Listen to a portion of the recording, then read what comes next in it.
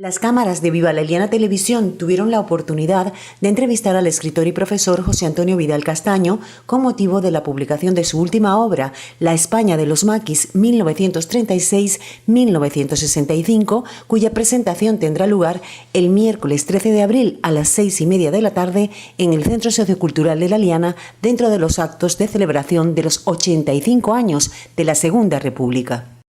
¿Por qué estamos aquí, José Antonio, justamente en este sitio? Pues estamos aquí porque el edificio que tenemos atrás albergó a la primera escuela de guerrilleros de maquis que hubo en Valencia a finales de 1937 y parte del 38. Aquí se educó, entre comillas, es decir, fue preparada una generación de gente que luego intervinieron en las diversas agrupaciones guerrilleras y especialmente en la agrupación guerrillera de Levante y Aragón, la AGLA. Este edificio, hoy alcaldía pedánea de este barrio, albergó a esa generación de guerrilleros, esa generación que empezó en 1937 con la creación del llamado 14 Cuerpo. Ese 14 Cuerpo fue creado directamente desde el gobierno de la Segunda República por el doctor Juan Negrín López, que a la sazón, en ese momento, era jefe del gobierno. Y pretendía, entre otras cosas, ser algo así como crear una fuerza que actuara en la retaguardia del enemigo. El único modelo vigente entonces de guerrilla interesante en los que habían desarrollado los soviéticos. La Unión Soviética era aliada de la República Española, era el único país que apoyaba la causa de la República, entonces hubo instructores soviéticos y hubo también alumnos de esta escuela que fueron extranjeros, miembros de las brigadas internacionales, alemanes y de otros sitios. Hay testimonios que se conservan de alemanes que pasaron por aquí, por Benimamet, por esta población, en los archivos de Berlín.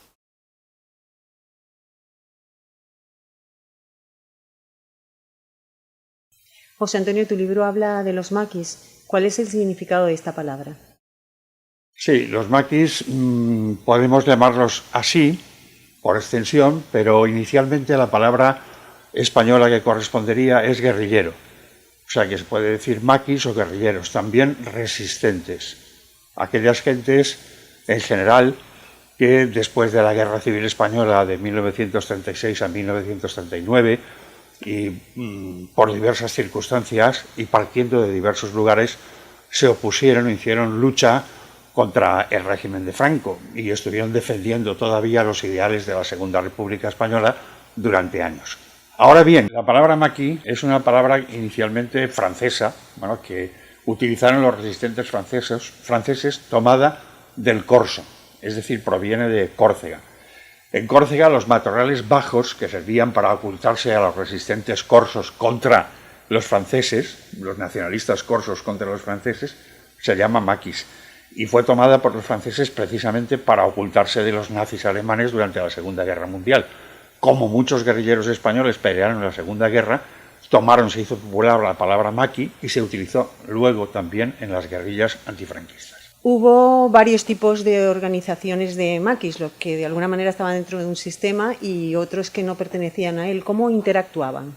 Bueno, pues me alegro que me hagas esa pregunta porque es una pregunta interesante y muy compleja. Estamos hablando, claro, de que los huidos eran aquellos que después de la Guerra Civil o durante la Guerra Civil, cuando su ejército quedaba derrotado o las unidades militares a las que pertenecían quedaban derrotadas, huían al monte.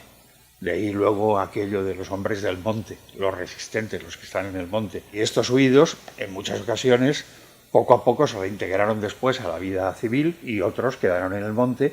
Y cuando se produjo en 1943 o 44 la llegada de maquis que provenían de la resistencia francesa, tomaron contacto con los huidos del monte. José Antonio, hubo mujeres maquis. ¿Qué papel jugaron dentro de este movimiento? Bueno, mujeres maquis, si te refieres a mujeres que empuñaron el fusil y que lucharon como los hombres frente a las fuerzas, por ejemplo, de la Guardia Civil, que eran los grandes enemigos de los maquis, o los que estaban encargados de la represión del maquis, no como tales. Pero sí las mujeres estuvieron constantemente apoyando a los guerrilleros, como compañeras, como suministradoras. Servían de estafetas y sin su apoyo no se entiende la supervivencia de los maquis Es algo que se ha venido silenciando habitualmente, pero que es muy importante, que las mujeres ayudaran, apoyaran e incluso en ocasiones combatieron también. Aunque sí es cierto que en los testimonios que yo recogí, ninguna mujer reconocía saber utilizar un fusil, pero sí cargarlo o limpiarlo, lo que suponía que estaban familiarizadas con la lucha de los maquis, de alguna manera. Hubo casos curiosos, como por ejemplo una guerrillera conocida como Paquina, como mote, y que fue Miss Ponferrada. Y luego, durante años, se enamoró de un guerrillero y estuvo conviviendo con los guerrilleros y padeciendo lo mismo que ellos. O el caso de las valencianas de la agrupación guerrillera de Levante, Celia y Sole, que fueron compañeras de guerrilleros y convivieron desde muy pequeñas. Por haber sido muertos sus padres a manos de las fuerzas represivas, se unieron, tuvieron que huir al monte y convivir con los guerrilleros. Y como estos ejemplos hay muchos. Hasta 1965 parece que hubo movimiento de los maquis. ¿Cómo sobrevivían? ¿Qué los mantenía unidos?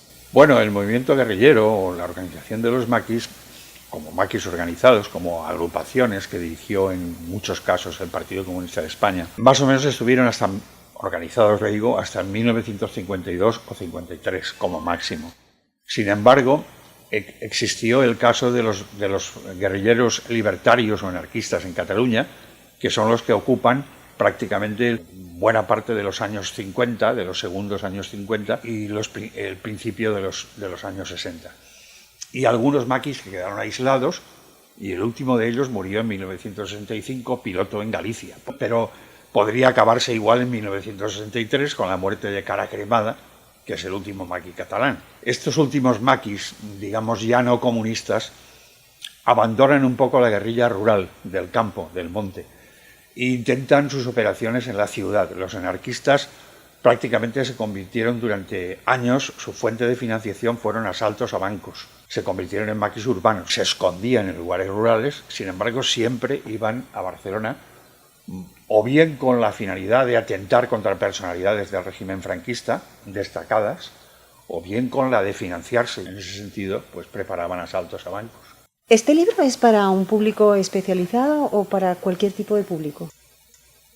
Pues precisamente la intención mía al realizarlo, y también de sus editores en su momento, era que fuese una obra más bien de divulgación. Esa divulgación se hace con todo el rigor histórico posible, utilizando las fuentes historiográficas e incluso materiales de archivo investigados directamente por mí. No hay más que un antecedente y entonces eso lo convierte en cierta medida en un libro singular. Esta vez te has decidido por un formato electrónico. ¿Cómo ha sido eso? Yo siempre me planteo ir más allá, es decir, buscar nuevos retos. Entonces para mí era un nuevo reto el hacer un libro electrónico. Nunca lo había hecho hasta ahora y muchísima gente opina que los libros electrónicos son el futuro. Entonces esto es lo que me dio la idea de aceptar lo que se me proponía en ese momento, que era hacer un libro de divulgación histórica y que además tuviese formato ebook, formato electrónico. Lo cierto es que no cejaré hasta que el libro se publique también en papel, porque sigo amando mucho el papel y porque creo que hay muchísima gente que ama los libros de papel y merece poder leer ese libro en papel.